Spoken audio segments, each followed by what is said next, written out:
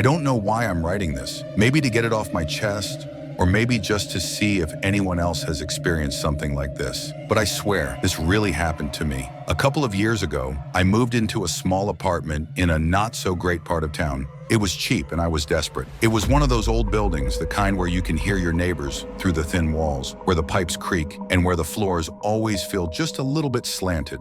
At first it was fine. A little dingy, sure, but nothing I couldn't live with. Then weird things started happening. I'd wake up in the middle of the night to the sound of something scratching. At first I figured it was rats in the walls or something, but the sound wasn't coming from the walls. It was coming from the vents. Long, slow scratches like fingernails against metal. Sometimes I'd hear what sounded like whispering, but I could never make out the words. I told myself it was my imagination. That is, until one night when I woke up to something different. Breathing, slow, deep breathing, coming from the vent above my bed. I was frozen. I couldn't move, couldn't breathe myself. I just stared up at that vent, listening. Then in the darkness, I swear I saw something move, just a shadow shifting behind the metal slats. I jumped out of bed and turned on every light in my apartment. The breathing stopped, the scratching stopped. But I didn't sleep at all that night. The next day, I told my landlord about it. He laughed it off and said the building was old. That sounds travel through the vents, that maybe it was just a raccoon or something. But I knew better. That wasn't an animal. That night, I locked my bedroom door and pushed my dresser in front of it. I was exhausted but terrified. At some point, I must have drifted off because I woke up to a loud thump. Then another. It was coming from the vent. Then I heard it, the sound of the vent cover being unscrewed. I bolted upright just in time to see a hand, a human hand, reaching through the opening. I screamed and scrambled for my phone, dialing 911 with shaking hands. The hand disappeared, and I heard frantic shuffling from inside the vents. Then silence. The police came quickly, and after a search of the building, they found him. A man. He had been living in the ventilation system. He had a small nest of blankets and stolen food just above my apartment. They arrested him, but I never got any answers. Who he was, how long he had been there, what he had planned to do. I moved out the next day. I still don't sleep well, and I never look at air vents the same way again.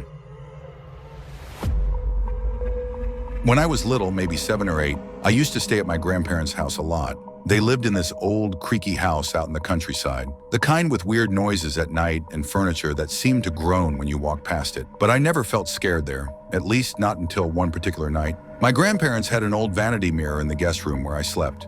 It was huge with a heavy wooden frame, and the glass was old, slightly warped, so reflections always looked a little off. I hated that mirror. Every time I glanced at it, I swore things looked different, like the angles weren't quite right, or like my reflection blinked when I didn't. One night, I woke up to go to the bathroom. The moonlight coming through the window was dim, but enough to faintly illuminate the room. As I sat up in bed, I glanced at the vanity mirror. My reflection was still lying down. I froze, my heart pounding so hard I thought it would explode. My reflection wasn't mirroring me. It was still there, eyes open, staring at the ceiling. Then slowly, it turned its head to look directly at me. I scrambled out of bed and bolted out of the room, nearly tripping over myself as I ran to my grandparents' bedroom. My grandmother woke up, startled, as I babbled through my terror. She walked me back to the guest room, flicking on the lights. The mirror showed nothing unusual. My reflection moved as it should. She told me it was a bad dream, but I know what I saw. After that, I refused to sleep in that room. They eventually moved the vanity mirror into storage. But even as an adult, I can't stand mirrors in the dark, because sometimes, I swear, if I look long enough, something looks back. A few years ago, I was driving home late at night after visiting a friend. It was a long drive, mostly through back roads, and I was exhausted. When I finally pulled into my neighborhood, everything was dark and quiet, just a few porch lights glowing dimly. I parked in my driveway, got out, and locked my car. As I walked up to my front door, something felt off. The air was too still, and my house seemed darker than usual. But I chalked it up to my tiredness and reached for my keys. That's when I saw the front door was already open. My stomach dropped. I knew I had locked it before I left. My first thought was that someone had broken in. I hesitated, then slowly pushed the door open wider and stepped inside.